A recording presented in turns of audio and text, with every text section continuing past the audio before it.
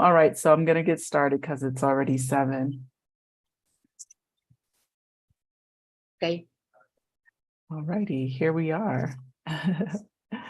Welcome back. Let me give everyone a few minutes to log on if they want to get on here. Let's see how this looks. So, yeah, this is going to be, let's see, 7. Okay. Yeah. So we'll wait a couple minutes for a few people to get on before we get started. It has like a little mini delay from our side. Yeah. Okay. So basically, welcome back to Wind Down Wednesdays. This is Michelle for Expat Life Mexico. Hi Carla, welcome. I am really excited about this evening's Wind Down Wednesday or any drink you want to bring to our discussion. Hi, Sarah. I am really happy to have Maru on. I work closely with Maru, but before we get into deep details, as you know, every Wednesday I'm on at 7 p.m. Central, Wind Down Wednesdays, to just discuss things about Mexico, questions you might have about Mexico, topics that I think are important and relevant to living here.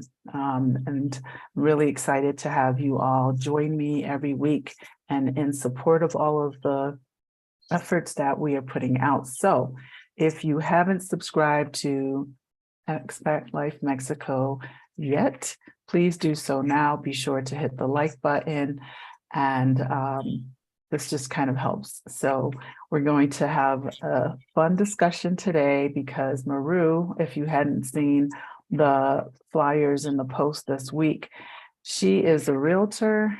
I work closely with her for our relocation tours.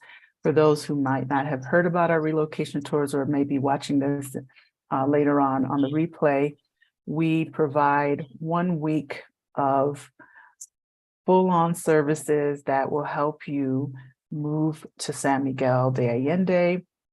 We provide you with a neighborhood tour.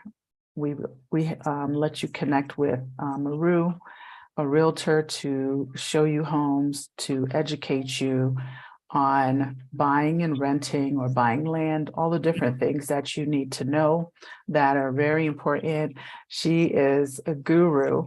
She's been doing this for a long time, so I'll let her introduce herself shortly.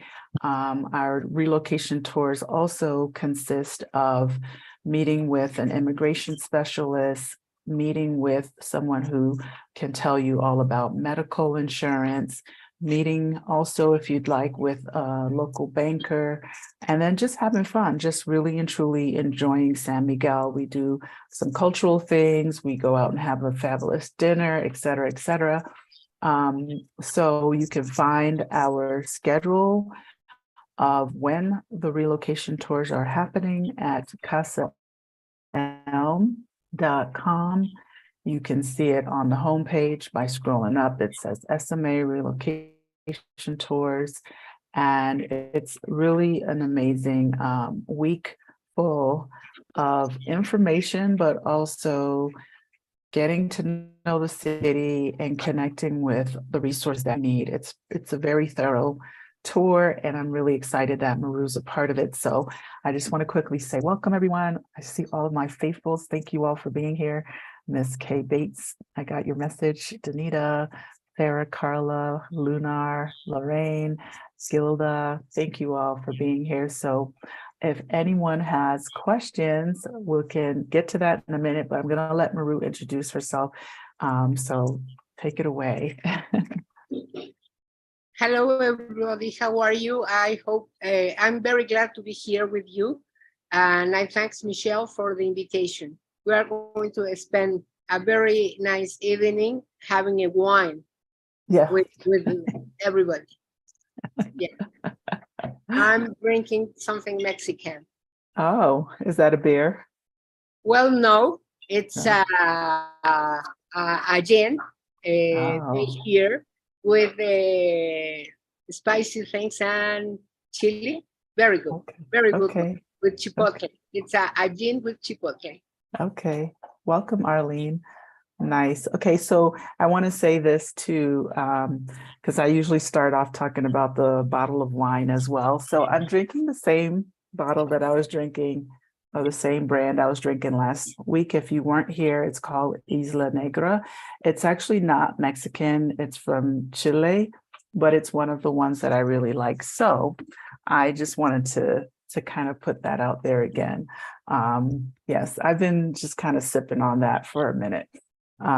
Anyway, go ahead, Maru, continue on. Welcome, Arlene and Jessica. Okay. You want me to excuse me? You want me to continue with what with my drink? Yeah, you can continue with your Explain about my drink.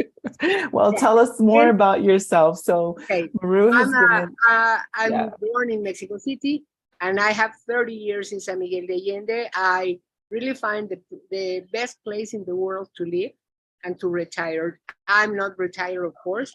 I work as crazy since very early in the morning to almost midnight, and I love it. I'm a lawyer also, so I have a law firm. I have a realty that it's the job that I do the most, and I'm the like the CEO. I'm the owner, but the CEO also. And my son takes care of the law firm. And I love to art and crafts. Here in San Miguel is perfect for that. That's my hobby. And other thing is to meet people. Like here in San Miguel is very easy to make new friends and live a very nice life. Then other thing I'm a mom, of course. I take care of my house, my horses, and my dogs. My breed. It's Irish Wolfhound. I love them, and the most important thing in my life now is to find the house of your dreams immediately.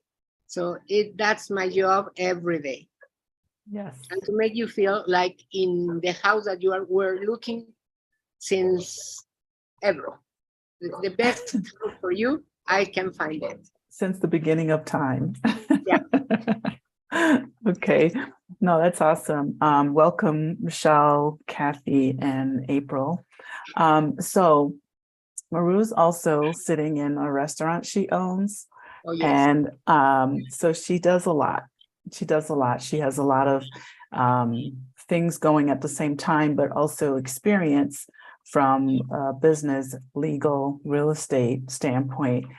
And a lot of the people that have come through me and Casa ELM to work with Maru, she's been able to really help with looking at contracts and just educating people on things, because it is a little different, or it could even be a lot different depending on where you're coming from what we're used to in the United States and how like kind of things work. So I wanted to bring Maru on because a lot of people are asking a lot of times about just, it's mostly rent questions, right?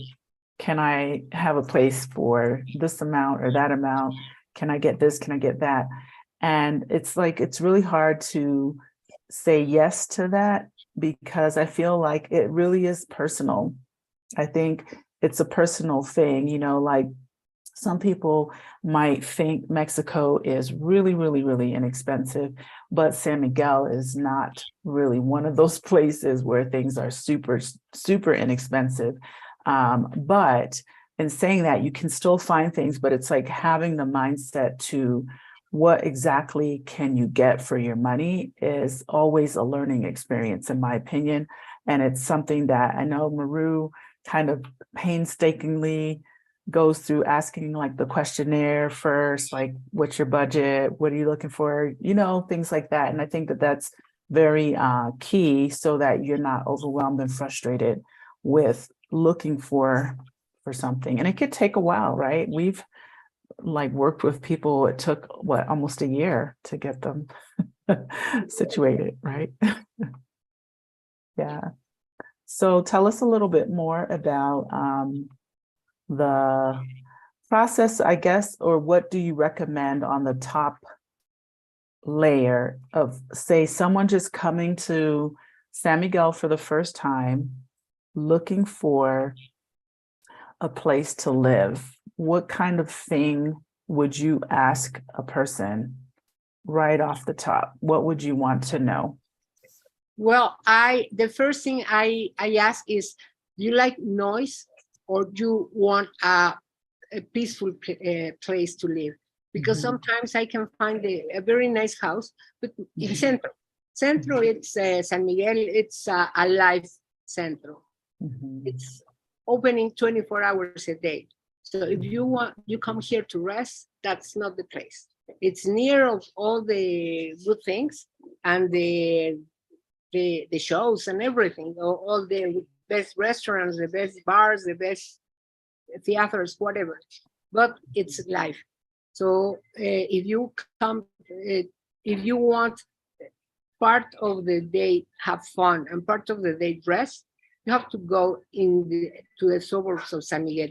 Of course, San Miguel is a small city, and you cross San Miguel in 15 minutes. So here is not a big city that you are saying, oh, I'm outside the centro, so I'm 2 hours away. No, you are 15 minutes away. So that's my first question always. What is what you want, the house? You want noisy, you don't want noisy, you want the party near your house, or you want the nature, trees, the forest, whatever. That's my first question. Okay. So in your, sorry, go ahead. Sorry, no, I'm going to say, and then I have lots of questions about the personality, about your needs, and then about what you are going to do in San Miguel, because some are telling me, oh, I'm going to rest, I'm going to retire completely, or I'm going to make a business, or I want to make money, or I want to have fun, or I just want to take tequila, the best tequila in town, or I don't know, I want vineyards, I really have to know what they want, so I can start making a profile of what you are looking for. Okay, that makes sense. I know that when our guests come, we ask each of them questions because there may be one that wants to buy and someone else who just wants, a place that's not very big and they're renting. So it's always about kind of educating initially before just running out and looking at things, right? It's kind of you finding out what they're looking for, what their expectations are, and then putting together kind of like places to see. Because even when you have all the answers on paper, when you actually get out there, I think sometimes the mindset around what people are expecting takes time to adjust, right? It's not like always going to be that maybe quaint Mexican looking home. There are a lot of houses that are very modern and things like that. We sort of chatted about that a little bit last week and other sessions. So we'll get right into questions. Welcome everyone. Welcome Danita, Kenya, Michelle, if I didn't say that yet. Okay, so Danita wanted to know, what would a fully furnished place look like price-wise? Well, I think we need to know how many bedrooms and bathrooms you would, have to kind of. If I understood, you want to know at what prices start a furnished house or the apartment to whatever. Okay, San Miguel is totally for everybody in the world, but can start in maybe, I don't know, well, I have to talk in dollars, but normally I have my calculator. Spanish, but let me say a regular, the almost less expensive house in San Miguel furnished. It's like start like $360 to $400 a month, But if you want to know which one is the most expensive, you can they can charge you almost for a day in a beautiful house, Mhm. like $3,000 for night, For one night, right, for one night. Yes. right. So So there's a range, basically. There's a very wide range, and that's what I was kind of saying last week. And I'll get back to you in a second, Danita. She said she's more thinking like a 2-bedroom, 2-bathroom, let's say maybe not smack dab in center, but within walking distance. yeah, What I know. would something like that look like? Yeah, I know. Many people wants to live beside the parroquia here in San Miguel, the church. Everybody Mhm. wants to be beside the church. That's impossible. Well, it's possible, but of course the price will be very expensive. The centro is very expensive in San Miguel, and but you can live near centro, walking distance, and you can pay like let's see, for a 2-bedroom house near centro and furnished, like let me see in dollars.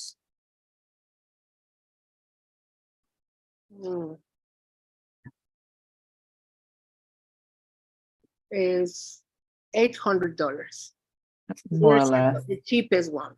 Okay. And I'm talking near, San Miguel, so near part of San Antonio Mhm. or Illajona, and that it's walking distance to center. Mhm.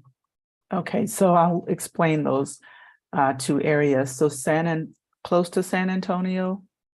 Yes, in the part in the back of Sterling Dickinson. Okay, Yeah, so that San part of Antonio. San Antonio, yes. Okay, so San Antonio neighborhood is really closer than La Lejona. So there's La Lejona 1 and La Lejona 2, which is a little bit more suburb. But as Maru said earlier, San Miguel is and I've said this many a times, it's a very compact city. So it's sort of like, everything's kind of like right here. And then you have rings around that start to become more sparse, but they're neighborhoods. So I would say the first ring around is going to be like San Antonio, then you're going to have La Lejona 1, and then La Lejona 2. So if you were walking from La Lejona 2 to the church, it would take you about 40 minutes if you're a fast-paced walker, because I've done it, because I used to live in La Lejona too.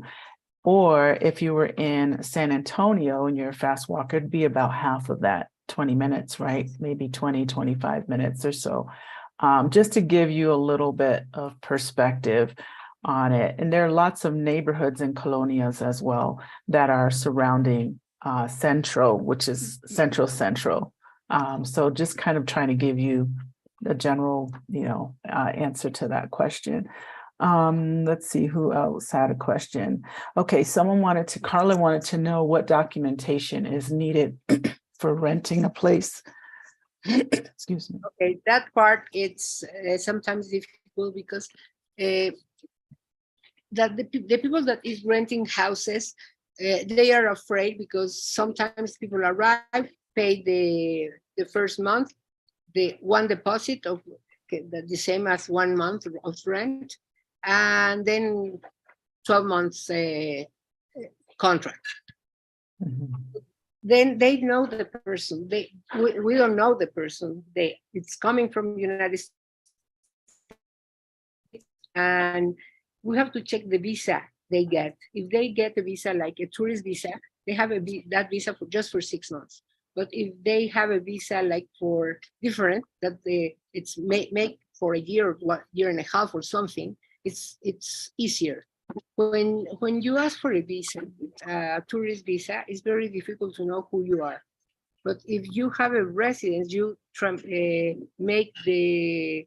talk to my government and said, I want to live in San Miguel, so I need my residency. That's very easy because the government check on the person, and we know that it's very difficult to lie to the government, and not impossible, but it's difficult.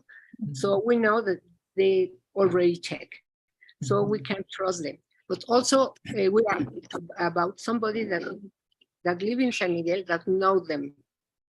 Sometimes Right. that is very difficult. So I just rent a house for a person that want to have a residence and want to live in San Miguel, and she just have one person that she knows. For me, that person is very honorable, so I trust immediately. And at the end, I will tell you who is that person. And then I ask for persons in United States with phone number, email, and we check with them if they are they want to sign in behalf of the person that is renting the house. When they said immediately yes, I know she's somebody that are in a case of emergency is going to help this person that wants to rent the house. And it's a coin in the air because you never know what's going on later. But since I started this renting 25 years ago, I just have one problem. So I think I can talk to the person and know if he's telling me the truth or not. So it's very easy to come and rent a house here. And the owners of the house trust me. So that's the most important thing, that they know that I'm going to search the right people for that house or apartment. And the people that I trust immediately when people said, oh, I'm a friend of, so I don't have any trouble to let give them the apartment, it's Michelle. Yeah. And they said, oh, I'm a friend of Michelle, everything is good. Yeah, we try to refer people that can be, you know, good citizens and take care of the space and things like that. So I'll give you a little bit more background before I get into the other questions about the relationship and how I met Maru. So when I came for my research trip in December 2017, I just happened to find her because we were driving around with a guy who was showing us the neighborhoods, and I really wanted to see houses for rent. And this was December, literally just before Christmas, which is, you know, laughable here because people are just taking time off and relaxing. And I was just like, I want to see a house. So that's not the best time to come and look at houses because most people are on holidays and things like that. But we went to the place where you own DeSale, El DeSale, and they were just building. So they were all new. And I think one of the ladies in the sales office gave us your number. And then we went over to El Secreto, and she was kind enough to show us a place that was available. So this was December 2017. And I kept in touch with her. And in June of 2018, or a few months before, I asked, is it still available? And I came back and she's like, sure, I can show it to you. I think you were doing like weekend rentals or temporary part-time rentals or something like Airbnb or something like that. And she's like, yeah, sure. You know, so we went, I looked at it, I did a video, it's like, oh yeah, definitely am interested. And, you know, they basically kind of hung on for the long term with us. And it was really an amazing experience. And when I got here, I really didn't know Maru, that like, I didn't know her either. Like she didn't know me, I didn't know her, but I remember I gave you my paperwork. I think I showed you bank statements or something. I don't remember exactly. Did only one month deposit and 1 month security and then first month's rent. And then I got my keys.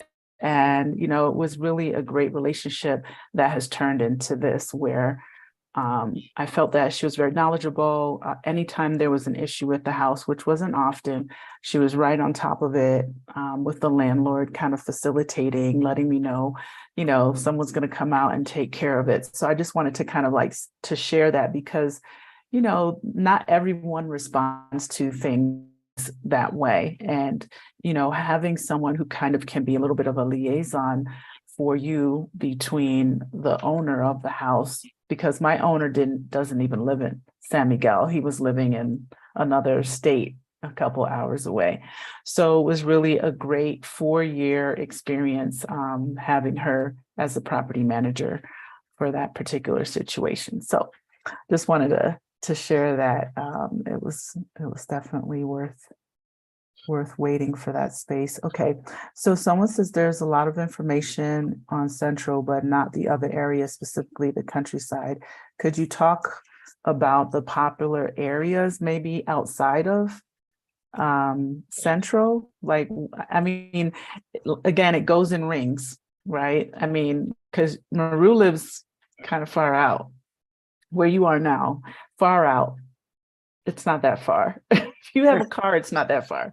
Just saying, like, what people are used to, walking out their door and just, being right there in the middle of everything. But you can also be in like Los Frailes and La Lejona, and then you can be a little further out. So maybe you can talk about some areas or developments that are more popular or kind of popular that are outside of Central. Yes. Well, when you are coming to retire you in San Miguel and you don't know what you want, I always told my clients that the best thing is to rent in a development, because if you want to return to United States or travel or whatever out of San Miguel, you cannot leave your house alone. It's not because here it's people that come and make problems around. It's a very safe city. But if they saw a house that no movement and alone and everything, somebody can think, oh, I have to take the TV. And that's, it's often when the house are alone. So I always recommend, please go and rent a house or the apartment in a development like you, Michelle. And then when you really know San Miguel, or if you let me go through you during a few months or a year to check all the city and check what kind of house you want, then you can know if you want to move to another neighborhood to rent, or if you really want to make a house, because it's what many people want. So the most beautiful places, I think, in San Miguel is around the city, around the center. It's La Lejona, second part is Los Frailes. It's sometimes Guadalupe, and Guadalupe is near Centro, or La Presita, that it's 15 minutes from Centro, but it's a beautiful space, it's a beautiful development in the middle of the mountains. Or if you want to live in a mountain, it's also possible. And another neighborhood very nice near Centro, it's Balcones or Atascadero. Very nice houses, and it's very calm, and you can hear birds, and it's beautiful. It's a very nice place. And also in the other side, it's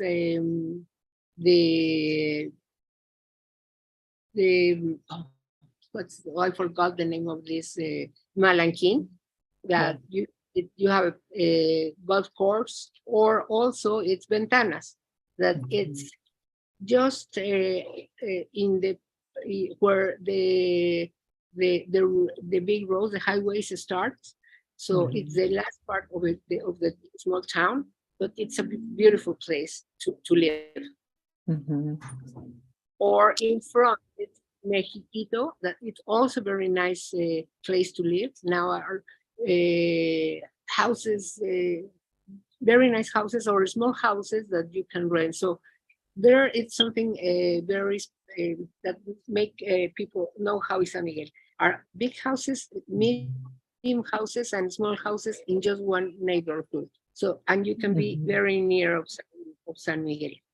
Then The one I really like is Los Frailes, where Casa ELM is located, because you have everything: small houses, medium houses, and big houses, and the neighborhood is very secure, and it's many people walk from there to Centro, but the people that like to walk, maybe it takes you 30 minutes walking, but it's by car is very easy, because or if you want to take buses, or if you want to take a taxi, or everything is waiting for to be asked. And also a very nice neighborhood is where it's in Cirandaro. It's out of the city, but you have everything there. Yeah, that's where I live.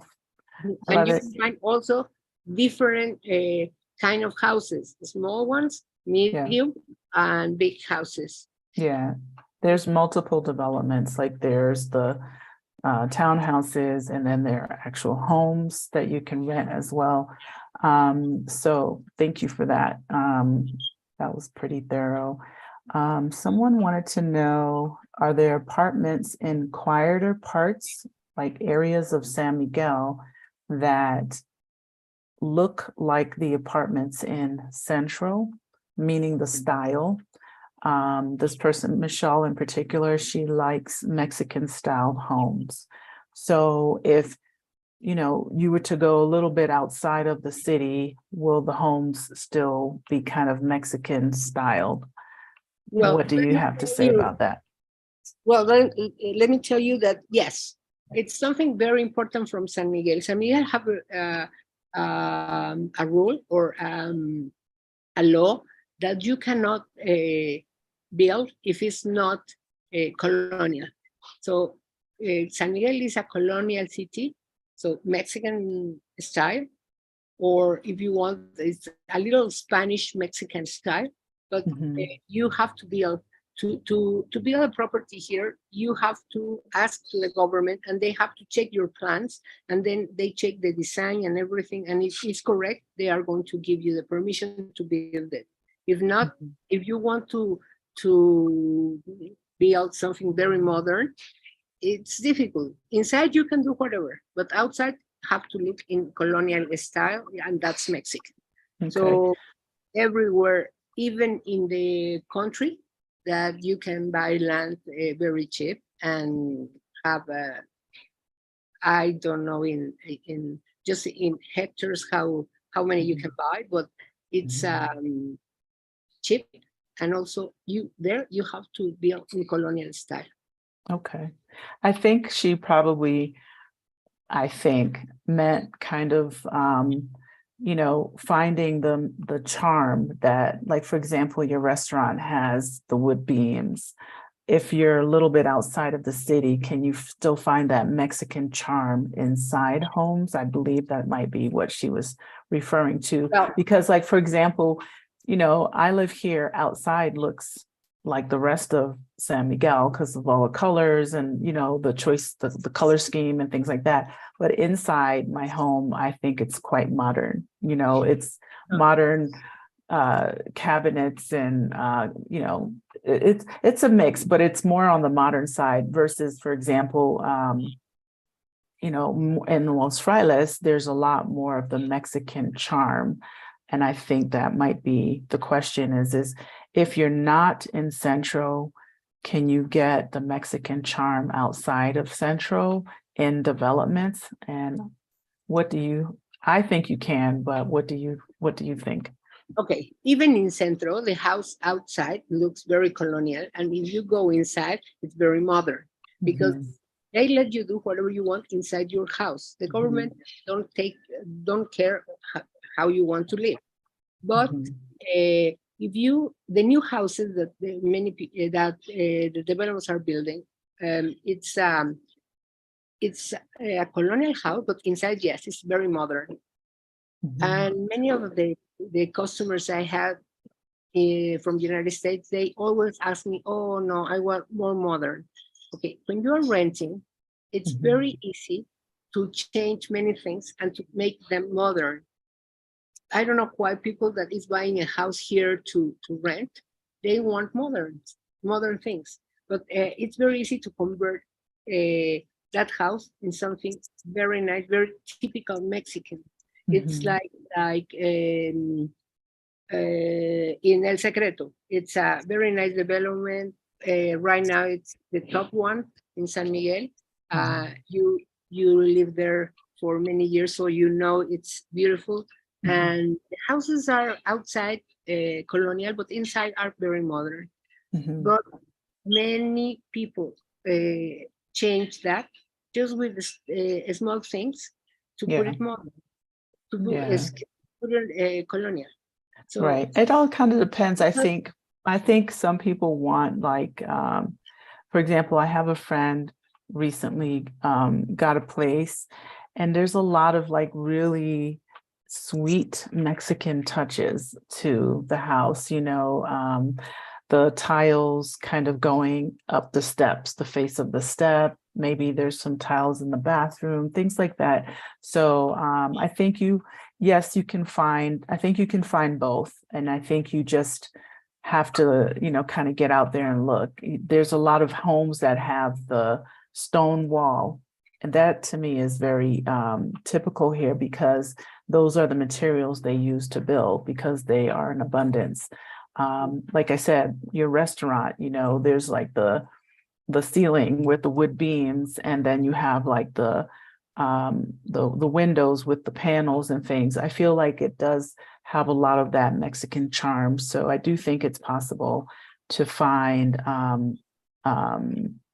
that charm outside of Central, and it's still quiet. Like La Lejona would be in maybe one of those places, maybe San Antonio, most of the time quiet, maybe not all the time quiet. Even Las Brisas,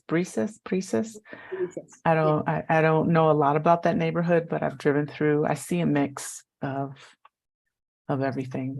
Las Brisas, La Vista. Las Brisas is a little modern inside, not outside. And La Vista, it's more Mexican, everything. And well, that part of my job, I have to find the house you really like. Why I'm going to find you a modern house if you are telling me that you want something Mexican? Right. I'm going to find the house that you really like. Right. It's a woman that I just find her a house, and she's so happy. And from Casa ELM, remember Dina? And she's very happy with the house. And I found the house she really liked the most. And it was a Mexican one. Some parts of the house wasn't Mexican. So now I went to her house yesterday to check how everything's going. And she showed me the house, and you can believe it. All the new things she put, and now looks very Mexican. And she's very happy. I saw some videos. Yeah. So it's very easy, because that's my job, to find the house that you are looking for. Yeah, beautiful. Yes, it's possible. Okay, so welcome, Jackie. Jackie asked 2-bedroom, 2-bath apartment or townhouse away from Central, fully or semi-furnished, approximate rental costs. Okay, let me tell you immediately. Give me 1 second. I'm going to make an average. Okay. It's the less found and the regular one. It's the regular one that is very easy to find. 2 bedrooms, 2 or 3 bedrooms, a living room, dining room, 2 or 3 bathrooms, a nice kitchen, parking, maybe a small bodega or something. It's like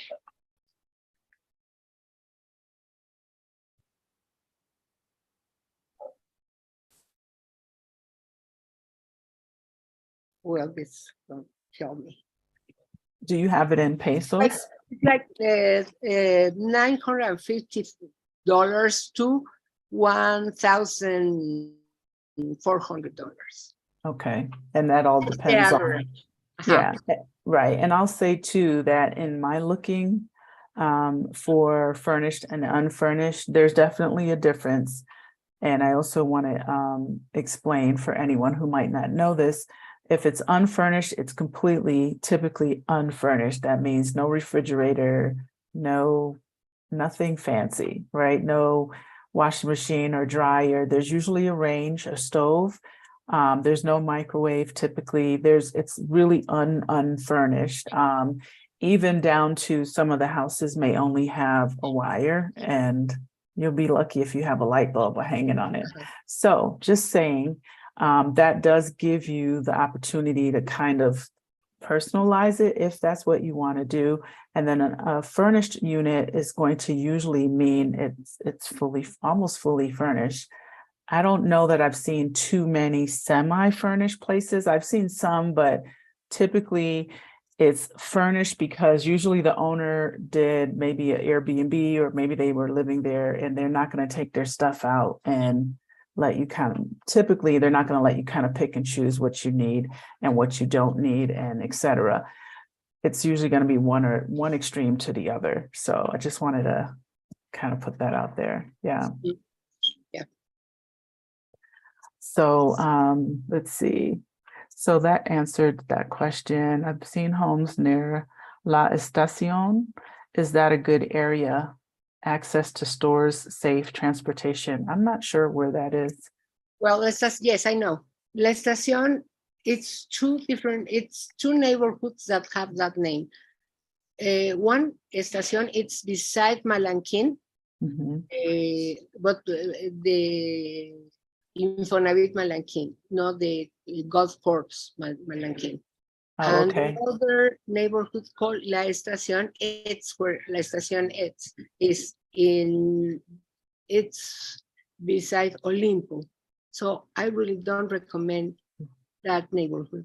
It's bad. It's full of, it's where the bus station is. Oh, okay.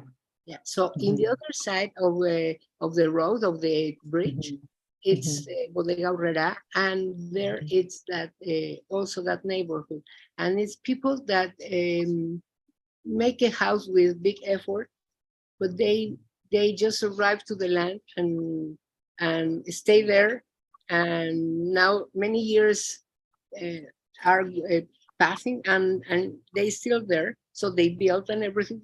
They are not the owners, so it's not a nice neighborhood to live. It's of course very cheap, because now they are renting the house they take, because they never buy. They took a piece of land, make the first a terrible house with the with paper also.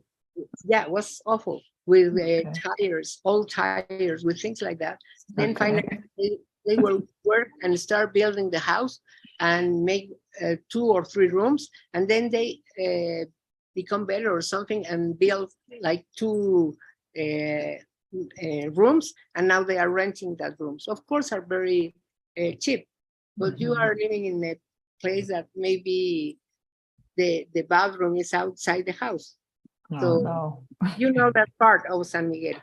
Now, yeah, I know that area. Yeah, more or less. It's kind of close to the immigration's office, correct? Yes, that's yeah. So that now the government is taking care of that. But I remember 20 years ago, that was awful. It was terrible. Yeah. So there's that answer. Live that way. The first one I said is because beside Malanquín, it's just a few houses. It's like a small kitchen, a small living room. I think it's a living room or dining room, not both. Just whatever you wish, and 2 bedrooms.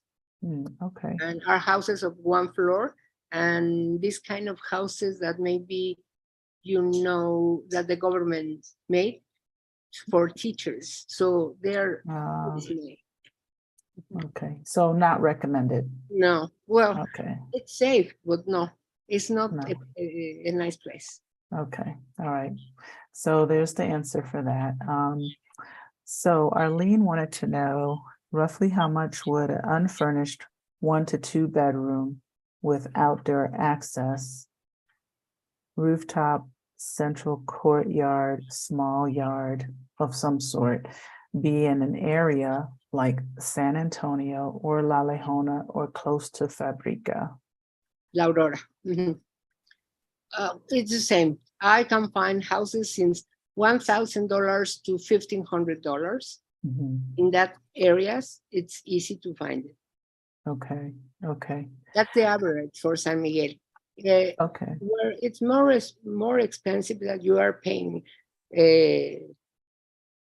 too much dollars. It's the house of Centro and sometimes out Centro, even in Los Frailes right now. Mhm. I have a family that rent a house and I'm really very unhappy because they decide to go to another person. And the house, I think, is for 25,000 pesos. And now Mhm. they are paying double rent. They 50,000 pesos Oh, for the wow. same house that the price is 25. Let So me see how much in that is. dollars, it's like Oh, 1,300. that's almost 28. That's like They 2,777 US dollars. That's a lot. And the house might be beautiful, but that's a lot. Just saying. and it's not a beautiful house. It's No? just Okay. I the said might. I buyers, don't know. I've never been there. they went into internet with no with whatever people that answer what they are looking for, and they get a house that the price is the 50% off, and they pay more because these people rent the house. It's like Mm. now in San Miguel, many people that are not realtors are Mhm. making this job to find you a house, and Mhm. they ask for more money. Got it. Okay. What So just saying, like, if that's pretty high rent in even in San Miguel. And again, it kind of depends on one, where it is, the size, maybe it's not so high if it were smack dab in Central with, a swimming pool in your living room or something like that. I don't know. But in Los Frailes, that's kind of on the high end. I don't know this home and personally, No, but it's a house maybe smaller than Casa ELM. oh, okay. Yeah, So that's now you can, pretty high. it's very high. Yeah. Yeah. Okay. Well, what's done is done at this point, right? So basically, so the point that Marie was making is it's always good to kind of take your time, unless you just find something you really love and it fits your budget, whatever your budget is, then you want to go for it. If it makes your heart skip a beat, then, but if you're coming here to kind of watch your funds, you're maybe on a fixed income, or you're coming here because you want your life to be a little bit more economical, because a lot of people move to Mexico so they can get more for their money and more for their living, then I really highly suggest taking your time to find a space, really being familiar with the neighborhoods enough, going to those places repeatedly if you can, to kind of check it out, and asking questions, asking Maru questions, or asking people that you meet questions, just to get a good feedback for different places. You don't want to just select a space based on the cost of the rent. You want, and even if you like it, you also want to make sure the neighborhood is going to be good for you. Okay, Kenya wants to know, how far is the area that you live in from Central Drive, Michelle? That area seems quiet. Would you recommend it if you don't have a car? I honestly wouldn't necessarily recommend it without a car. I mean, it just depends on how tenacious you are. There are buses that pass by, public buses that pass all the time. I see people waiting for the buses, and they're very affordable. I personally I'm like on a schedule, and so because I have a kid, you know, I have to get up at a certain time, I have to bring him to school, whatever. So I have to have a car. I live out here by choice. I could have lived a little bit closer, but I just really liked it out here. I love the mountains. I love that it's quiet. I love that it's a development. I liked the rental price was up my alley. So this was my choice after looking at probably 10 places almost a year ago. I really did look at places where I used to be. And you know, although I wanted to be in that same neighborhood, I didn't like the houses. I was kind of like, you know, for the price, I forget, there were a few in El Secreto that were, you know, furnished and just like really out there for rent and whatever. So I was just kind of like, you know what, I really want to be somewhere different. And I'm going to check out Zirandero again, because I actually had looked at Zirandero back in 2020. And during COVID, the prices here were even less because no one was renting anything. But I like it out here. So yes, you could take the bus. Yes, you can get around. But if you're someone who wants to kind of get up and go, it's not overly convenient to not have a car. And I will say it's not hard to buy a car here either, just saying. And it's not expensive. Like cars aren't, if you buy brand new, that's different. And even brand new, it's not that expensive, but it's pretty easy to buy a vehicle in Mexico, and the insurance is extremely affordable. I don't think you should be afraid of driving if you're used to driving in the United States. I think a lot of people think, oh, I'll drive in Mexico. And I'm like, it's no crazier. So I hope that answers your question. Let's see. Kathy, welcome. She said, is there a multiple listing service recommended to look at for properties on the internet? Like, is there somewhere online where you can just type in, I'm looking for a 2-bedroom, 2-bathroom for this amount in San Miguel? Well, maybe yes. Maybe it's very easy to find that. But it's the same as I said before, that this family that rent a house in double price, because they just see a picture of the house and they rent it immediately because they compare with the United States. So they say, oh, it's a little less than what I'm paying here, but San Miguel is cheaper. So yeah, you cannot, maybe you don't see the difference. It's like when I came from Mexico City to live to San Miguel. Mexico City is very expensive, and here not. Even if I, what I pay the maid in Mexico City was double what I pay here. So it's totally different. And maybe yes, it's a listing that you can check, and that's it. But I think you need to come first, check here the companies that are serious. I'm not saying that just me. You can search for another person if you want, but they have to show you the house. They have to take you to the different neighborhoods. Is what Casa ELM is doing, and that is why I'm here with you, because it's something very honest and very easy to do, and make you save bad moments, because you ask for a place in Casa ELM. Casa ELM is a beautiful place. You have your own beautiful room, and you are near the city, and you have nature around. So it's very nice place. And then, like me, I go to Casa ELM, I pick them up, I take them where they want to go. When they tell me, before they make a questionnaire, but the questionnaire don't tell me many things. But when I talk to them, I know what they are looking for, what they want, and I know San Miguel very, very, very good. So it's easy for me to take them where they are going to be happy, and maybe they can say, okay, I want a very Mexican house, not near Central. My budget is like that. It's easy to find whatever. Here in San Miguel, it's very easy for everything. And for Americans, it's more easy because your dollar even is going down. The peso is well, right now, but I think It's strong. going to change. Is wrong. You have something different here. Things are not so expensive that in the United States. So still, the dollar is making you a better life because you have enough money to live here very nicely. Even you can save money if you don't want to spend all the money that you can.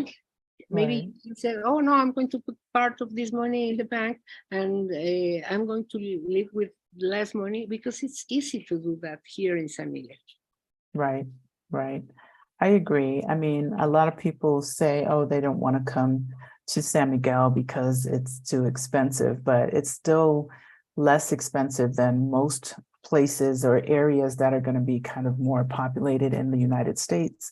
And I also say, and I will continue to say this, it's also personal choices that people make. I think a lot of people are starting to come into their new chapter, which would be moving to another country and downsizing, doing less. We're finding all ages doing this. It's not just retirees, but then of course, if you want to come and you want to buy a really beautiful home because you sold your home for millions of dollars in California and you want to come down here and buy a beautiful home, that's also a possibility as well. I know several people that told me last week, oh, I just bought a home. I just got a home. And it's like, okay, congratulations, that's awesome. That's a beautiful thing. So I think that it all depends on you. But I do think that there's a lot that you can kind of find here. You just need to be knowledgeable. You need to get the information. So that's pretty much what we're doing here. Let's see. Rustlin, hi. I hope I said that correctly. Is it possible to get a 10-day? I want to come to visit it. Possible to get a 10-day rental? Absolutely. 10 days? Absolutely. 10 days. I mean, that would be Airbnb, I guess, or yeah. Yes, it is possible. Let me tell you something. Here in San Miguel, everything is possible. In Mexico, everything is possible. Maru knows. She is my go-to, and her son is my attorney, so they're quite knowledgeable. Oh, thank you all. Thanks, Danita. I appreciate that. Let's see. Oh my goodness, this thing is jumping on me. There's lots of questions. Got it. Let's see. How frequently? Okay, that's a good question. Michelle wants to know, how frequently do the rents increase? How often do rents go up? When you make your contract, in the contract said that it's a rent for a year, so they cannot increase the rent in that year. And if you are going to continue renting that house, the government give you and the owner and me,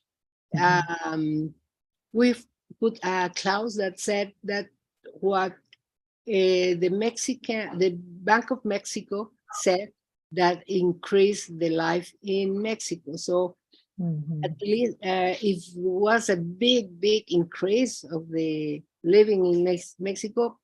Right now, it's not more than 6%. So what they are going to have to charge you is 6%.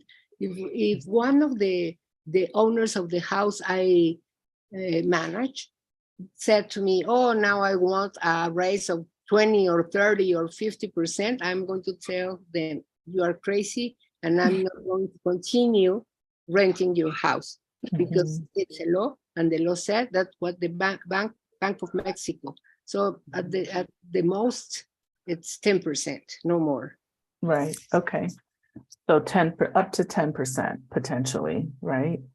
Well, right now I just increased the rent of one and was 4.6. Okay. Okay. No, that's good to know. That's a good question. I tell you what I did for this place. I negotiated lower rent, and then I locked it in for 2 years. So there's no change for 2 years, just saying. So I think it all depends on who, if Maru's working with you or if you're speaking with whomever, like just know that it's always good to ask the questions. If you have a question or you have a thought or an idea, it's either yes or no, or maybe, right? Maybe you meet somewhere in the middle. So I think that landlords are oftentimes willing to negotiate, especially if they think they have a good tenant that will pay consistently for 2 years. It's almost kind of better maybe to, say, okay, I'm going to get this consistently for 2 years, as opposed to maybe taking a chance on someone they don't know, they're not sure, or having 3 or 4 or 5 months of not getting a rent. Then it kind of still ends up coming out to being the same amount, the same amount. Let's see. Hi, Terry. Welcome. Buenas noches. Lunar said, sorry, this is a lot of question. Can Maru talk about the fee structure for your services? What do you charge for your services?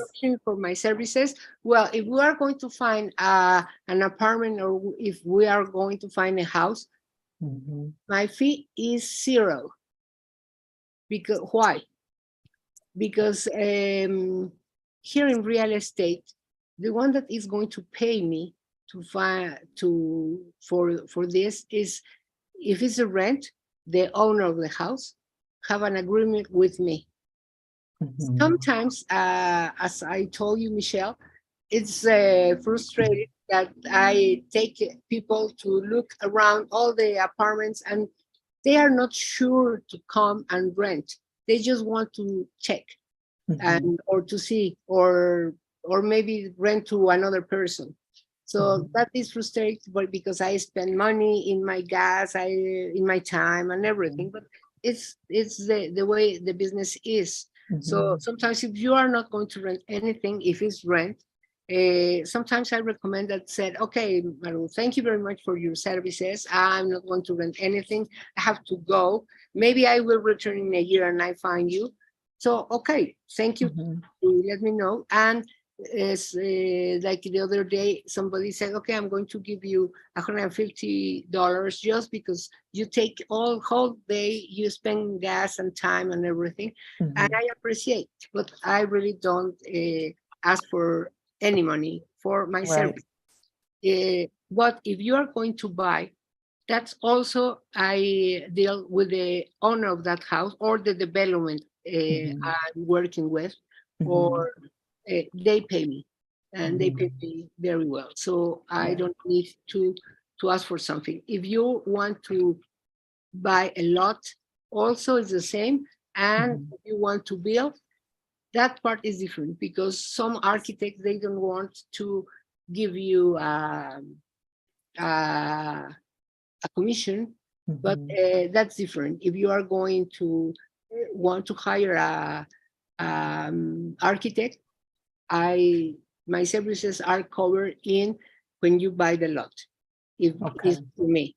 And if you want, I recommend an architect or something, and the architect, whatever, I'm going to ask you, yes, the cost is, it depends what you want.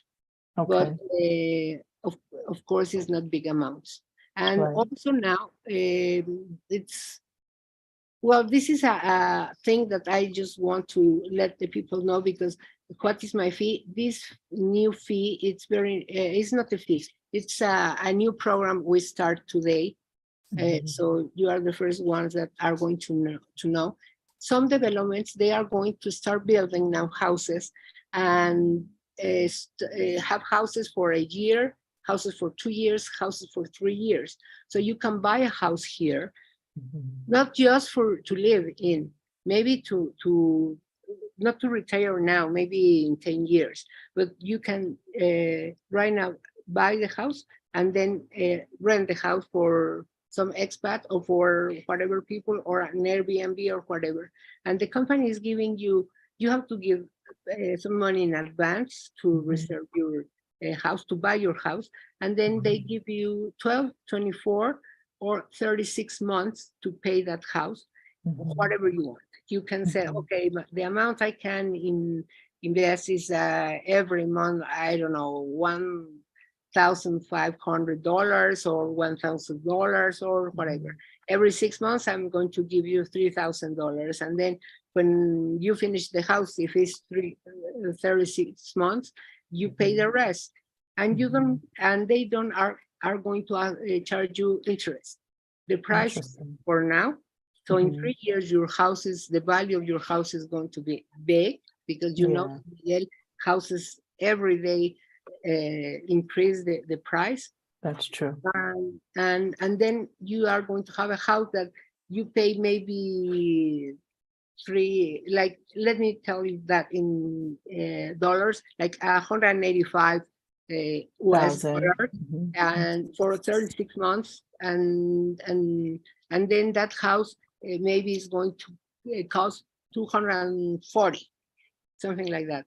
By the time it's finished. So this is kind of like a pre-sale situation where, you know, it's being developed, will be developed, it's already started, and you can either do, like you said, there's the 1 year where that maybe that set of houses or whatever are almost finished.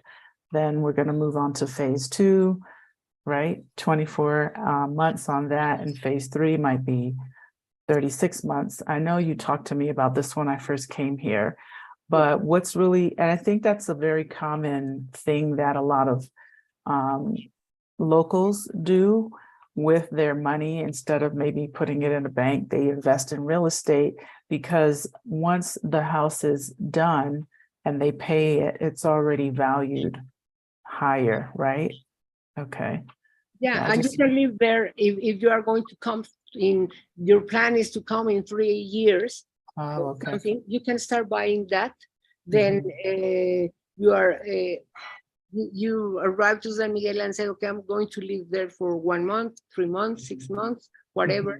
And then said, okay, this is not the place I want to be. So I'm going to sell and move wherever I really want, because now I know San Miguel. Okay. And also, this is my own question. Is it pretty easy to Airbnb any of those houses? Or do they have like laws, or, you know, like in a development, can you freely Airbnb the space if you're only there, let's say 2 months or 3 months out of the year? Well, yes, it's easy, because many of the developments here in San Miguel let you do that. Okay. Sometimes they said, well, because look, one family buy a house and said, oh, I'm coming every week. Then start coming every 2 weeks, then a month, and then 2 or 3 months, and then the husband or the wife saying, hey, we are not using the house of San Miguel. So they put it in Airbnb. So very easy. Some developers don't want to, and others, of course, they said, yes, please do it. And even the government help you. Of course, they are going to charge you a tax, because you are doing a business here in San Miguel, but it's very nice. It's perfect, because you are getting good money. Or also, if you decide to sell after you do this, and the house is ready, you can say, okay, I think I'm going to sell it, and you are going to make a big profit. Okay. It's a very good saving. Yeah, I like that. That's a good deal. Arlene asked, are furnished rentals less expensive than unfurnished? No, it's the opposite. It's the opposite. Typically, furnished units are more expensive than unfurnished, because it has all the stuff in it, but also the unfurnished, you're going to get it for a little bit less. It all depends. Like if, for example, where I live, an unfurnished unit is going to be less than a furnished unit, because people's things are in, you know, the furnished unit, and they also will charge you for using that as well. You know, I have a friend who lives here, and her unit is fully furnished, and it has everything, you know, from the patio furniture down to solar panels, where it saves you a lot of gas and propane and things like that. Mine was bare bones. They had chandeliers that I didn't like, and I took them down, but that was kind of it. Let's see. Welcome, Jamaica. Welcome back. Is San Miguel considered a suburban area? No. San Miguel's a city with suburbs around it. Let's see, Russlin. Let's see. You said my name perfect. Okay, great. Someone said they're afraid of Airbnb. Okay, she said she's afraid of Airbnbs, the fear of the unknown, and needs someone on the ground to help with a legit booking. Okay, I think you can go to my page, casaelm.com, and there we can help you out with that. Okay, there's also a contact page. Welcome, Nikisha. I like to ask, what is the rate of okay, we answered that a little bit earlier, 1 to 2 bedrooms, pretty much starting, depending on the neighborhood. I would say they're starting around 900 to 1,500. right. 1 bedroom might be like 800-ish if Yeah. it's furnished. And also kind of depending on where it is. Let's see, Jamaica, I was approved for the 180-day visit. Awesome, welcome. Do you have any tips for looking for a medium-term rental? Maybe For 6 months? Yes. Okay, what would you recommend? I think she's in Querétaro, actually. I don't know that she's in San Miguel, but just as a place, or what would you recommend? Airbnb, looking on Facebook Marketplace, contacting a realtor, contacting you. What would you recommend for that? Well, for 6 months, I think in Airbnb will be more expensive. That if you find something like me that rent houses. Right now, I have a house that if she said, oh, I need it for next month or this month or whatever, for 6 months, it's ready to be rented. Okay. And I have in this with, of course, if it's 6 months, they are asking for something furnished, because I don't think she's going to move with furnished for 6 months. Right. So right now, it's are available in this case 3 houses. Okay. Very nice. One, the cheapest one, it's very nice, and the price for the rent, you are going to laugh, because it's very nice house. Where is that one? They are asking $600, and it's in La Vista. Where's La Vista again? I forget. In the back of my restaurant. Oh, okay. A very nice house. It's 3 bedrooms, have a small garden, have 2 parking lots, have a nice kitchen, and dining room, living room, studio,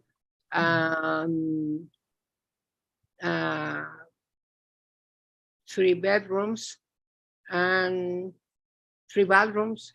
So it's a very nice house. Okay. A laundry also. Laundry. It has a washer machine and dryer. Yeah. Or something. Okay. And also, let me tell you, that reason I said it's a beautiful one, because the owners are paying all the services. Oh. You have to pay the gas. I'm moving there tomorrow. Okay, good. Just kidding. Rented. Someone asked for your contact, so I'm going to put your email address. Do you want your phone number in, or just the email? No problem, okay, so I'm putting, for those who might not know this, but WhatsApp is our normal mode of communicating. So if you don't have WhatsApp, please download the app onto your phone, and I'm entering her phone number, and it needs to have the country code, which I put the +52. So just saying that, because I can send everything by email, also pictures and everything, if they don't want to download WhatsApp. Okay. But it's easier. Yeah, so I put both. I put your email and your phone number so they can reach you either way. Let's see. Hello. Hi, Terry. Okay, welcome, Elizabeth. You're welcome for the info. And Arlene said, I thought I heard her say 800 for furnished and 1,000 to 1,500. Okay. No, mostly, I think what she's saying is you can find places that are furnished for around 1,000-ish, 850, 950 to 1,500 furnished. And unfurnished, it's going to be a little bit less, but it all kind of depends on where it is. So I think, again, you have to just come here and kind of, hit the ground and pavement and look. Yeah, I really believe that. And I'm saying that from my experience from 5 years ago and last year. I literally looked at about 10 or 12 places because I wanted to be in a certain area, but I wasn't finding what I wanted for the price I wanted and the look I was looking for. There were some places that had furniture that they didn't want to move the furniture out.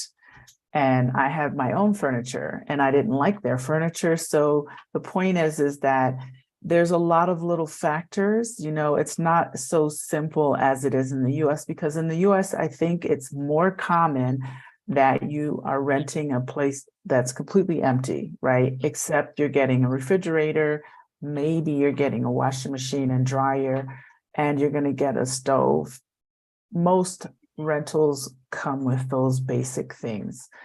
Here in Mexico, it's kind of one extreme to the other, right? It's nothing or everything or too much, right? Normally. I think some places that I looked at in 2020, it was almost like the realty company purchased a few like townhouses and they knew they only needed to put in like really basic semi-furnished place because maybe people were asking for that. Maybe people like myself, foreigners that wanted a refrigerator because you don't want to buy a refrigerator unless you know you're going to be here, right? You definitely don't want to bring one from the US unless you know for sure I'm moving my whole house down because I'm going to be there for good. And this is the decision I'm making, et cetera, et cetera. So there are a lot of things to think about, I guess, is the point. Let's see. Jamaica said she's in Querétaro, she's stable, but open to other areas. Okay. I think with that, it's, yeah, reach out and probably do more of like a one-on-one conversation about San Miguel. And yeah, again, I think even if you're only here for a little while, you still need to kind of stay temporarily somewhere, unless you get a word of mouth. Terry's in the chat or was in the chat. She's really good about finding like kind of some small little places on her street because she's over in San, Orizaba, they have a lot of nice little cute places over there. Maru can help with that too. Let's see. Welcome, Kim and Danita. Michelle, can you pay all the utilities at UXO? I don't think so. Can you pay all of the utilities like water, electricity at UXO? Yes. Can you pay electricity at UXO? Water, you can't pay water. Even I think you can pay in Farmacias Guadalajara or in La Comer or in Market. I think yes, but you have to the receipt have to be 2 days before the last date. Yeah. Okay. And electricity is easy. Well, electricity sometimes is not very easy, but it's the electricity company in Mexico, I think, is the worst company in the world. Is it just CFA that they want to do whatever they want, and you have to follow whatever they want in that moment? Maybe the next day is different.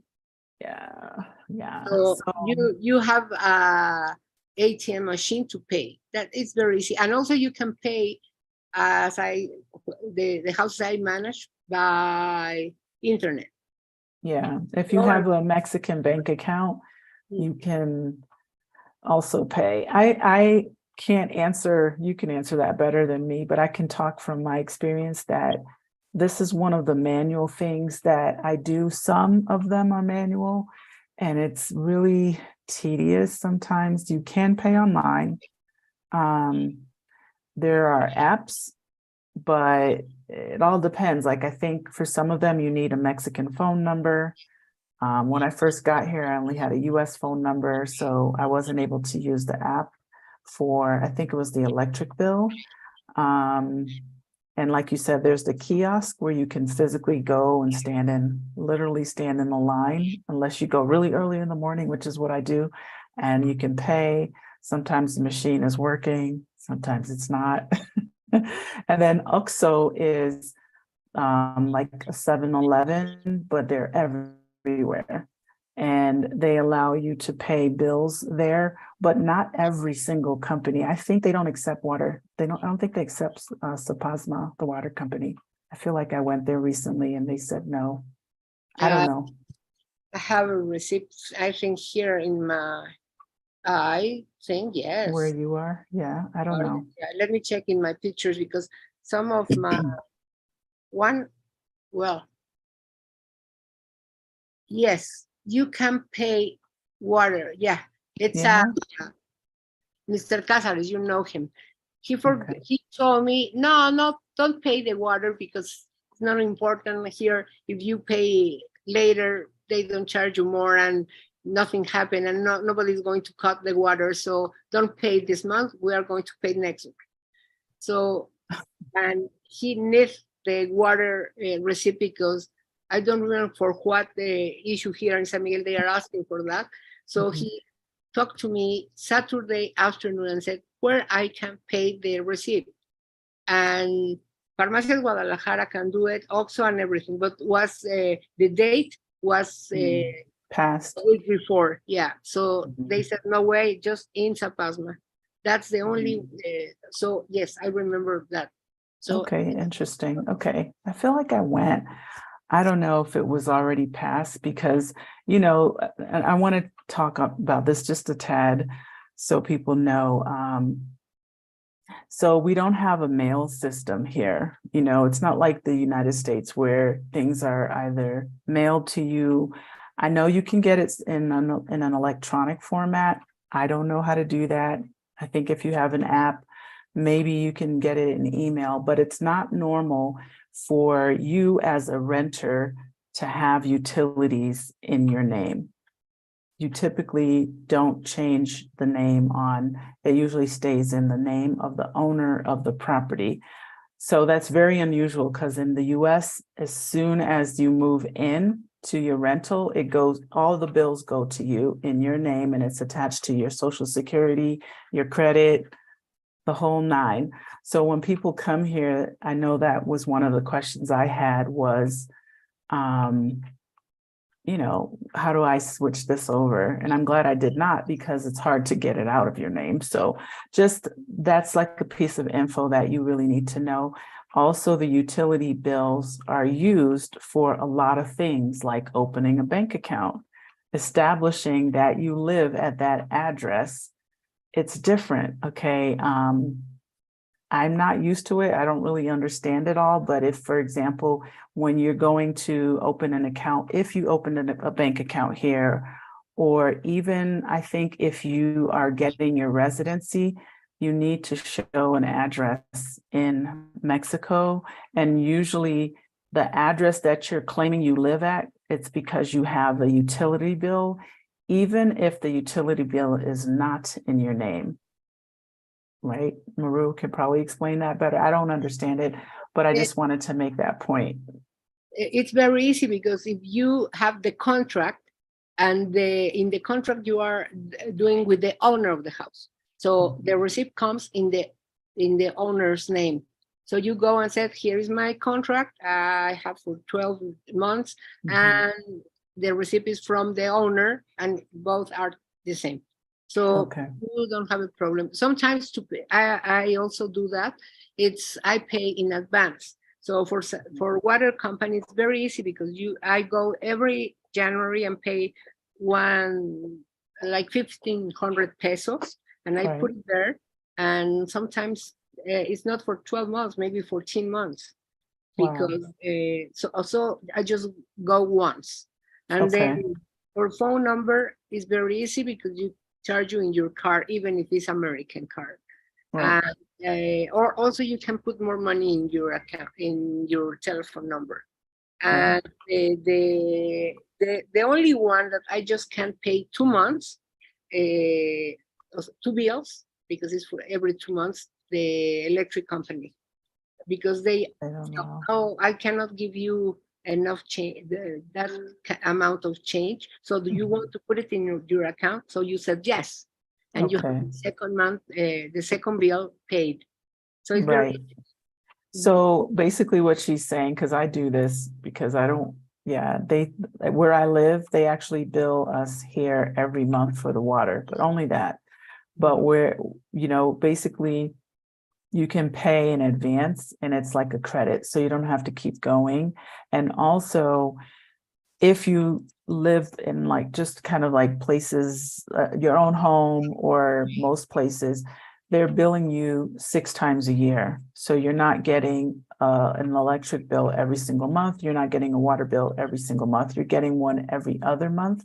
And with the water bills, they're not very high. So it's kind of like, to keep going to pay, I'm just going to say it because it's like $20, $15, $20 every other month. It's like, just pay. Yeah, like you said, you can pay 6 months in advance if you know that's where you're going to be for a while. If you're not sure, then clearly you don't want to do that. And this doesn't really apply to someone who's staying in a temporary rental that's a 6-month rental or a 3-month rental. Most of the time, someone who is renting short term should not have to pay for stuff like that. Maybe you have to pay for your own propane, which is a whole different thing. But yeah, you can pay your other things in advance, so you don't have to keep going to the kiosk, standing in lines and things like that. So yeah, that's a lot of info. Let's see. You're welcome for the clarification. Let's see. Michelle, can you pay utilities? Yep. Let's see. So what's the best one? So it's best to have a Mexican number to pay bills. No, no, not really. I think there are other ways to pay the bills. If you wanted to do it online, you can also do it. It all depends. Like the Mexican number doesn't work to pay bills if you don't have a Mexican bank account or a Mexican credit card. So if you don't have that, it makes sense to, you can pay it cash. And like I said, most people are paying cash. This is cash society. Or you can pay it where you have like the credit in advance. Basically, if your bill is 500 pesos, you can pay them 1,000. I do that on the water. Or you pay them 1,500 pesos, which is like $75. And then you'll still get the paper bill, but it'll tell you you don't owe anything. And here's how much last month water was, and it'll just show you the credit, a running credit. So it's just kind of like, you don't have to have a Mexican phone number, but if you want to download apps and things like that to your phone, then yes, it becomes a little bit more tedious and complicated. It's one of those things that really, everyone does it just a little bit differently, but it can be, it can be a little annoying. Tom, welcome. How is the water pressure? Always an important concern with me.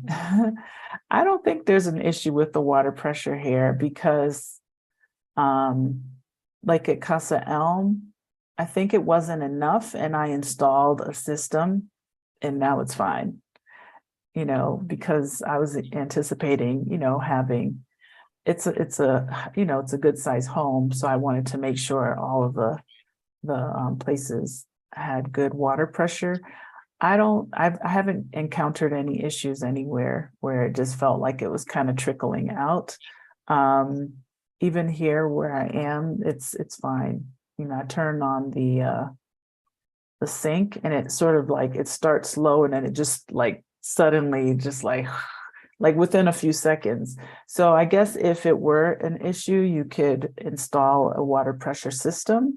And I don't think it's outrageous. I don't remember what it costs. But living in El Secreto and living here, I didn't find that to be an issue. I don't know if it is where you are, because you're a little bit outside of the city, but I don't, what do you think, Maru? Water pressure, it's good? I think yes. Almost all the houses, if they don't have this thing for to make it better, the water pressure Mhm. or a pressure, they have a tinaco. The tinaco is this deposit that it's in the roof of the house and make the water come down immediately. So it's Okay. maybe not as good as if you have this equipment that it's not expensive as you said, but almost now many houses have that here in San Miguel. Okay. Right. So Okay. it's Yeah, I not haven't encountered that not a anywhere. big difference. Yeah, I haven't encountered it even when I was in remote places, literally jungle settings. I didn't really encounter that. So Yeah. I hope that answers your question. Terry said, when we're going to play me earlier, folks need. Yeah, so basically Terry's reiterating, it makes sense to come here and really get a good feel for the neighborhoods, get with a realtor if you want to really understand the dynamics of renting, because I think most people are coming to start with renting. We haven't talked to any at all about buying. We could talk a little bit about that towards the end. Let's see, Thomas, I'm curious okay, so Tom wants to know if it's curious to get Telmex sell or account if you don't live in Mexico. Can you use it for an RFC number? IN PAN card. I don't know about the end part of that. Okay, so I'll tell you my Telmex experience is because I have a temporary residency and I'm not a permanente, I have to pay my bill every 30 days. I asked about buying like a 12-month plan and they told me I can't. It sounded political. I asked why not, and they basically, it sounded like, whatever the deal is with Telmex, because it's so affordable, maybe they don't want people buying their plan and they don't actually live here most of the year. That was what I kind of understood. However, you can pay for it online as well. In regard to RFC number, I don't know if you have to have a Mexican phone number to get an RFC. I don't know. You are asking me, right? You said Telmex I'm or not sure. Tel? Well, it's the same It company. said Telmex. I'm Okay. sorry. You have a residency, right? Your card. They, of course, you can put your Telmex in your house. That's not the problem. Maybe they said another thing, or maybe they don't have lines. Where do you live right now? I know that in Ciranero, it's just a few houses that have Telmex. Because I have Telmex, but I think they're asking, let me see. Okay, I get it. All right. I'm sorry. I was getting Telmex mixed up with Telcel. Okay. It says right. okay, also curious if you can get a Telmex cell phone or account if you don't live in Mexico. Okay. You can buy if it's a cell phone, even in Telmex, but they are going to refer you immediately to Telcel, are the same companies. But yes, you can buy a cell phone, Telcel, if you have residency. If you have your card, not the stamp, the card.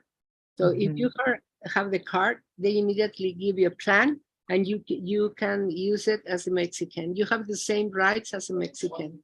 But sometimes if you don't have the stamp, that's the reason they said, I can't.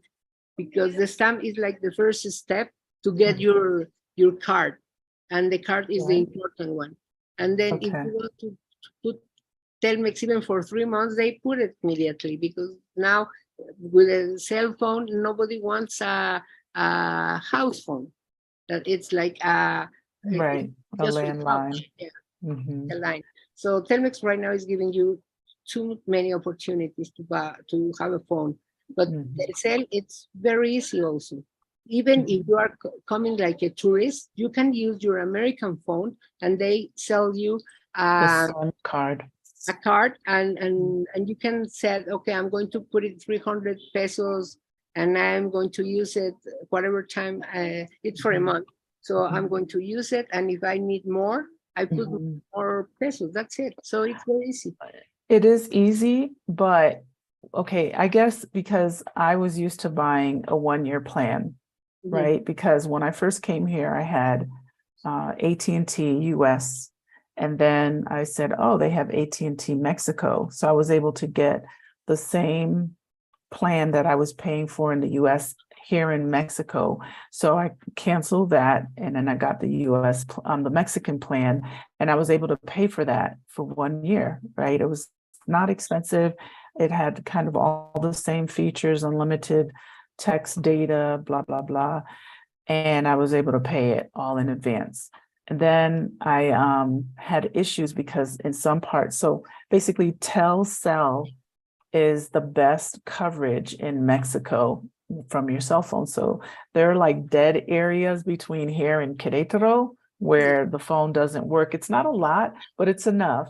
And then when I moved out here to Zirandero, I had no service with my AT&T Mexico plan because it's a little bit outside of, I guess, their area. It could be different now. This was a year ago. So a couple people who were helping me move, you know, they were like on their phone chatting away. I was like, oh, who do you have? Telcel. And so I switched to Telcel. They told me that I could not buy a 1-year plan because I have a temporary residency. When I have my permanente, I can then buy a 1-year plan. And I said, well, I had a 1-year plan with AT&T. They were like, well, that's AT&T. Telcel, they don't allow it. So every 30 days I have to pay, which is kind of, you know, I don't always remember. I mean, I remember when my phone stops working, but the point is every 30 days I have to kind of renew. So that's kind of tedious and one of those things here that I don't like, but it does happen. Pay in line. Hmm? And it's very easy. You can pay in line or you can put it Yeah. in your credit card and they Yeah. charge you to your credit card. So you don't have to go. Right, right. No, I'm not saying you can't, you know, you don't have to physically go, but you do have to kind of remember to pay every 30 days.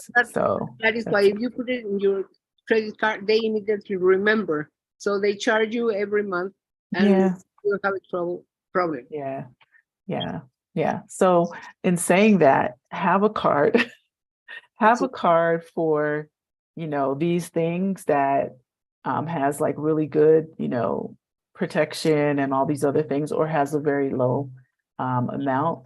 Because I did that once and my card was compromised. So it happens. It could have been that, it could have been something else. I don't know. It just kind of all happened around the same time. So I prefer to use like a card that doesn't have a lot on it or doesn't have a high credit line or something like that. So just passing that along as something, but I wasn't used to that either, but that was what they told me the reason was. Tom said, should I have clarified that I have permanent residency? Yeah, I still don't understand the question. I'm sorry, maybe I'm just not getting it. It says, get a Telmex cell phone line account. You don't live in Mexico. I mean, Telmex is internet. So if you're, yeah, and the Telcel is the cell phone. That's what I'm understanding. And in regard to the RFC and the PAN card, I don't know anything about those cards because I've heard about them, but I don't know anything about those. Sorry.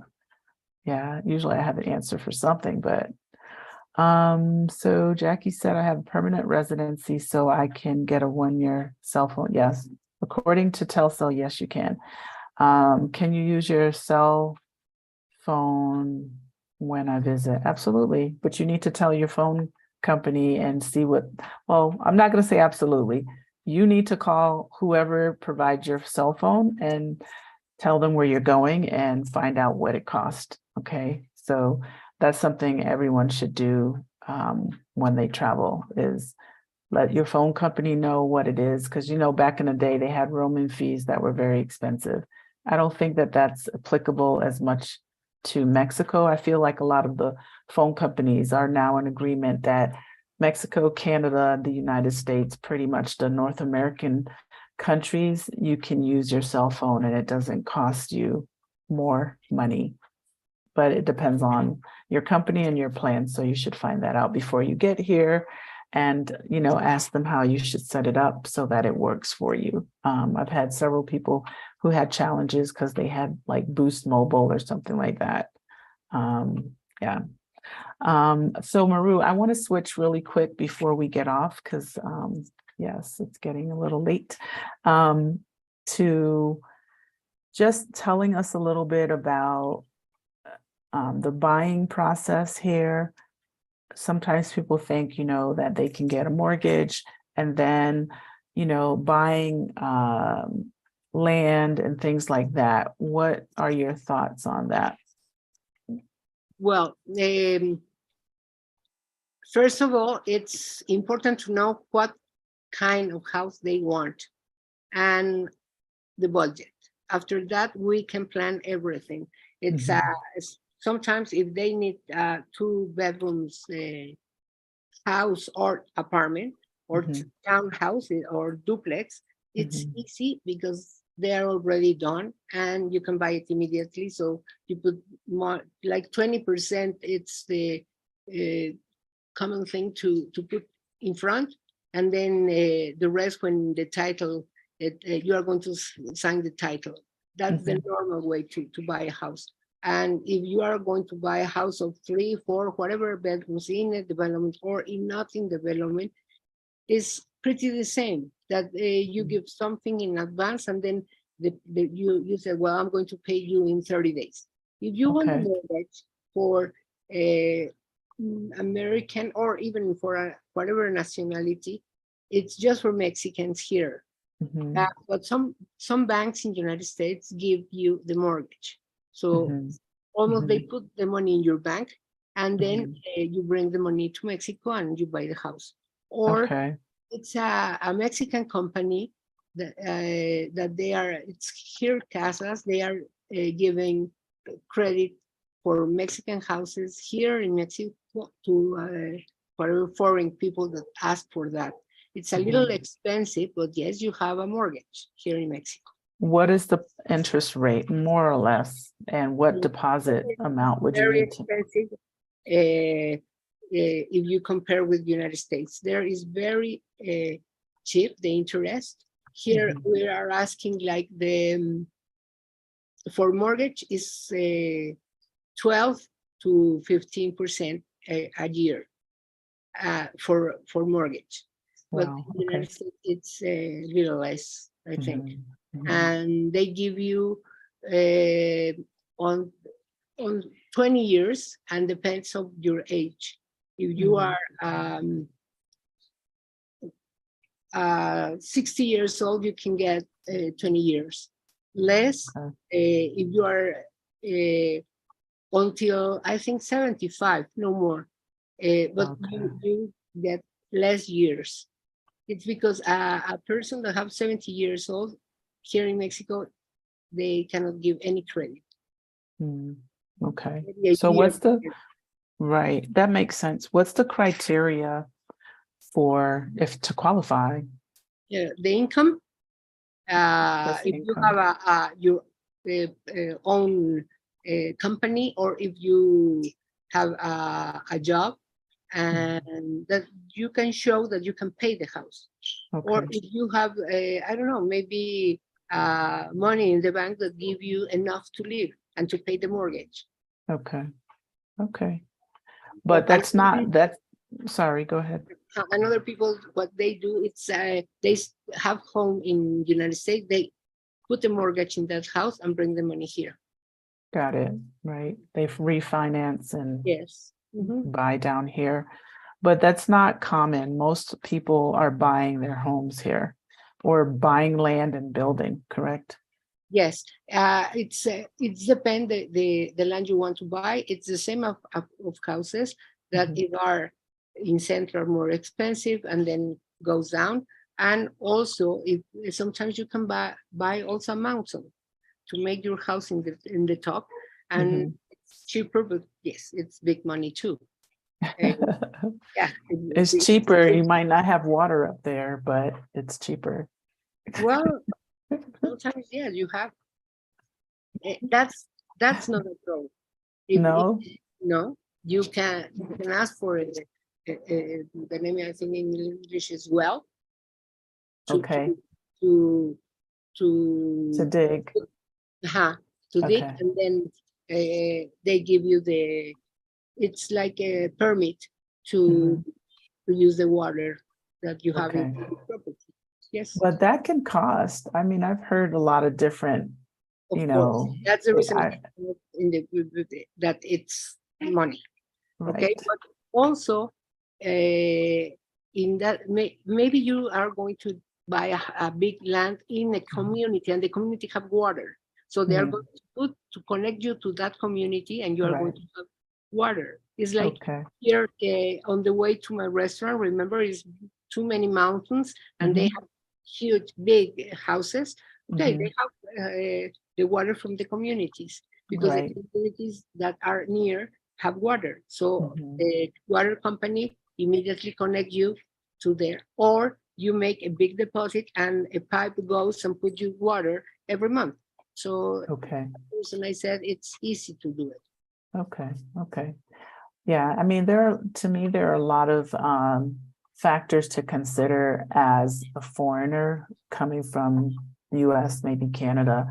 When you're buying land, I mean, it is less expensive, and it's probably in the long run going to cost you less to build your own home and things like that. But there's a lot of factors to think about. So, you know, just for those who might be ambitious and online, again, get help, you know, because you have land that's owned by El Hilo. I think we had a conversation about this, where it's community land and you got to get approved by a group to actually own it.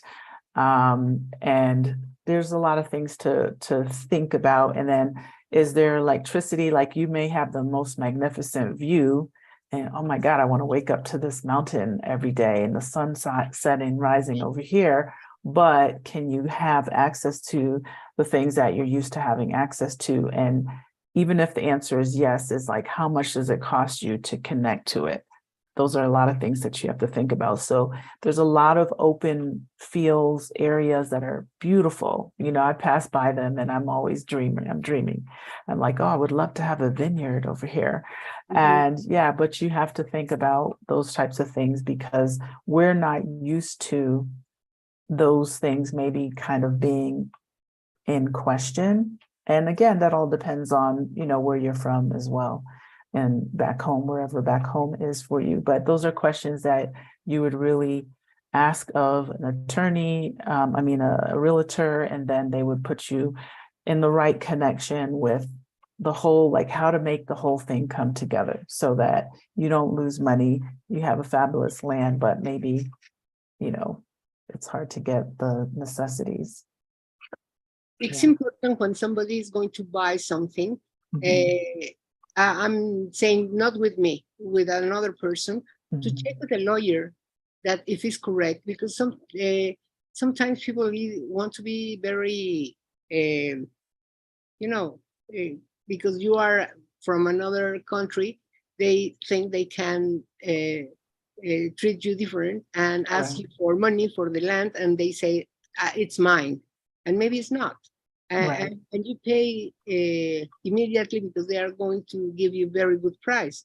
So it's better to check first with a lawyer that have, it's like my son. My son have he paid to the government to let him know if the land that you want is correct or not. So they go through the office of property office.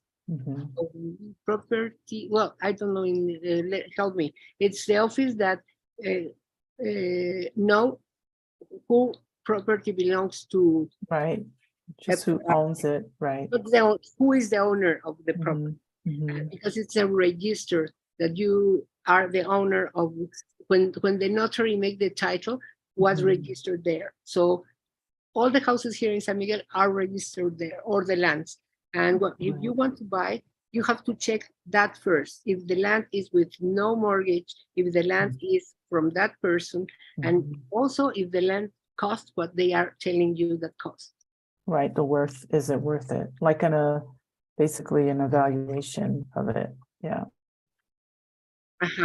So Okay. in our law firm, we have that opportunity to do it. So always for me, it's Mhm. very good because I can tell my clients that yes, are correct. Everything is Mhm. correct, and I can tell yes, it's a very good property. Buy it, or it's not, or it's very expensive, or Mhm. it's very cheap. So do it immediately. Mhm. Okay, all right. So I think we covered a lot tonight. We've been on for almost 2 hours. We're going to wrap this up. So everyone in the chat, Maru can be reached on email, and I will put it here again. Let's see, it's Maru Riba, correct? Yes. RIBA at, is it Gmail or Yahoo? No, it's Yahoo. Yahoo.com. And let's see. And if you all want to call, let me just get your 415. number again. Well, with Hold on, 52. right, +52 415 109 109 84 mhm, 46. 46. Okay, I put it in here again, so they can find it there. I'll also try to remember to put it in the description, so in case someone is watching this on the replay, that's how you can reach out to her, and she can help you if you're coming to town. I think that's a great place to start, is to talk with Maru. You know, it's not just about renting a space and finding ideal. It's like you really want to make sure your contract is solid. You want to make sure the price is fair, and you're not overpaying just because, you know, you can. Like, we don't want to keep, you know, adding to the cost, going up on things.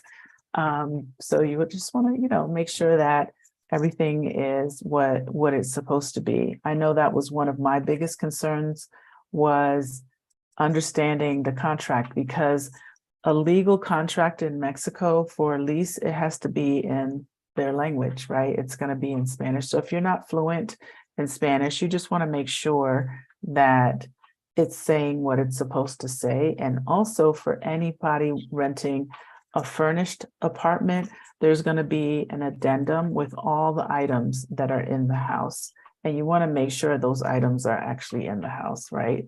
Otherwise, when you move out, you probably won't get your security deposit back. So there's a lot of things to think about. And, you know, like I said, getting an expert person to help you with it makes the most sense. So you just have a more positive experience. I know and have heard of people having great experiences and really negative experiences. And it's not a good feeling when you move to another country. It's like anything can kind of like throw you off. It's already a challenge to understand, you know, the new things, but moving into a house after you made deposits and things like that, and it's not quite right, can really just, you know, put you in a bad mood for a long time, or bad enough where you just want to leave. And yeah, I even know people who've done that because they had a negative experience. So this was you know, a good way to get information, and I'm glad that you all joined us. Thank you, Maru. I appreciate you so much. We still have to sit down and have our tequila shots. We haven't done that To yet. everybody, and thanks to you, Michelle. Oh, thank you. I appreciate you so much, and all of your knowledge, and sitting here and chatting to my audience. If you haven't subscribed, please do so. Please hit the like button. Please share, and continue to show up on Wednesdays. We'll be here next Wednesday night. I'm still deciding, do I bring another guest on for a different topic? So just look out for that, or just show up next week and see what we're talking about.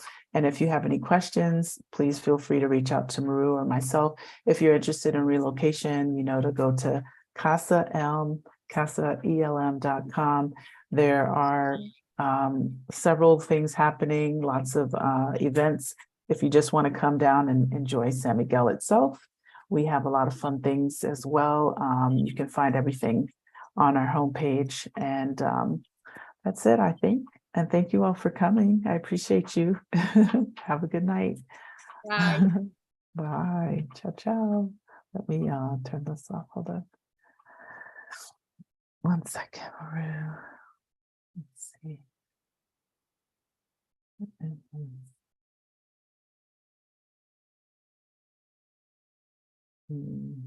Okay.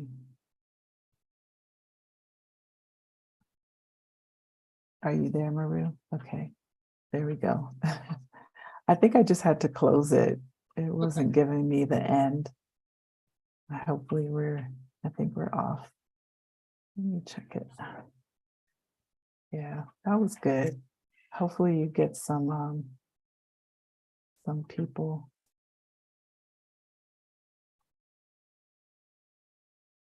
Yeah, I think it's turned off now. Yeah. Alrighty. So there we are. Okay, so you let me know when I said goodbye, and I did. Yes, we're all So, set. okay. Yeah, See we're you. all set. Thank you very much. Thank You were you. very nice. Yes, thank you. Bye.